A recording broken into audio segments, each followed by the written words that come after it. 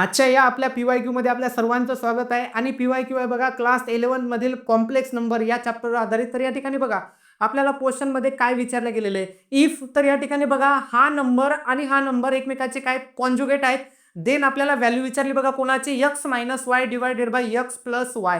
तर या ठिकाणी आपल्याला सुरुवातीला कळालं पाहिजे की कॉम्प्लेक्स नंबर मध्ये एकमेकाचे कॉन्जुगेट कशा पद्धतीने असतात.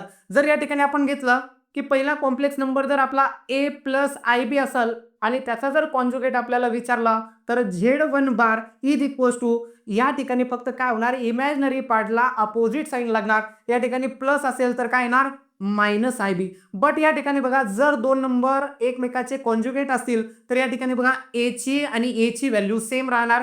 सिमिलरली b ची आणि b ची व्हॅल्यू कशी राहणार, सेम राहणार. त्याच पद्धतीने बघा हा नंबर आणि हा नंबर एकमेकाचे काय कॉन्जुगेट आहेत. याचा अर्थ हा पार्ट आणि हा पार्ट कसा असणार, इक्वल असणार. त्याच्यानंतर बघा हा पार्ट आणि हा पार्ट ह्या सुद्धा कसा असणार, इक्वल असणार. तर या ठिकाणी आपण लिहिणार बघा 3x + 2 is equals to 6x + 3 and या ठिकाणी बघा काय लिहिणार, 5y - 3 is equals to 2y - 4. त्याच्यानंतर बघा याला काय करणार, आपण सॉल्व्ह करणार. +3x इकडे गेल्याच्या नंतर बघा काय होणार, -3x +3 इकडे आल्याच्या नंतर काय होणार बघा, -3. या ठिकाणी जर सॉल्व्ह केलं तर येणार -1 आणि या ठिकाणी येणार बघा 3x आणि 3 इकडे मल्टिप्लाय इकडे आल्याच्या नंतर काय होणार, डिवाइड म्हणून आन्सर काय येणार, x ची व्हॅल्यू या ठिकाणी आपल्याला मिळाली -1/3.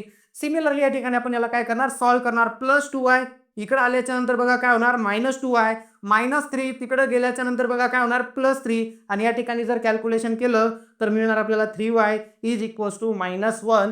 3 मल्टिप्लाय तिकडे गेल्याच्या नंतर डिवाइड, मग या ठिकाणी y ची व्हॅल्यू आपल्याला मिळाली -1/3. या ठिकाणी आता x ची आणि y ची दोन्ही व्हॅल्यू आपल्याला मिळाली. आपल्याला विचारलं बघा ही व्हॅल्यू, आता आपण याच्यात काय करणार, x आणि y ची व्हॅल्यू पुट करणार. तर या ठिकाणी बघा काय बनणार, x - y divided by x + y. तर या ठिकाणी बघा x ची व्हॅल्यू काय मिळाली, -1/3 -1/3 डिवायडेड बाय -1/3 प्लस -1/3. या ठिकाणी बघा काय होणार, -1/3 मायनस इंटू मायनस काय होणार, +1/3 आणि या ठिकाणी बघा काय होणार, डिनोमिनेटर मध्ये -2/3. वरती जर बघितलं न्यूमरेटर मध्ये एक टर्म मायनस मध्ये एक टर्म प्लस मध्ये काय होणार, कॅन्सल होणार. या ठिकाणी काय येणार, न्यूमरेटर मध्ये 0 डिवायडेड बाय -2/3 आणि कोणत्याही नंबरनं जर 0 ला डिवाइड केलं तर आन्सर काय ते आपलं त्या ठिकाणी 0. म्हणून आपलं ऑप्शन कोणतं करेक्ट आलं असतं, ऑप्शन बी काय आलं असतं, करेक्ट आलं असतं. धन्यवाद.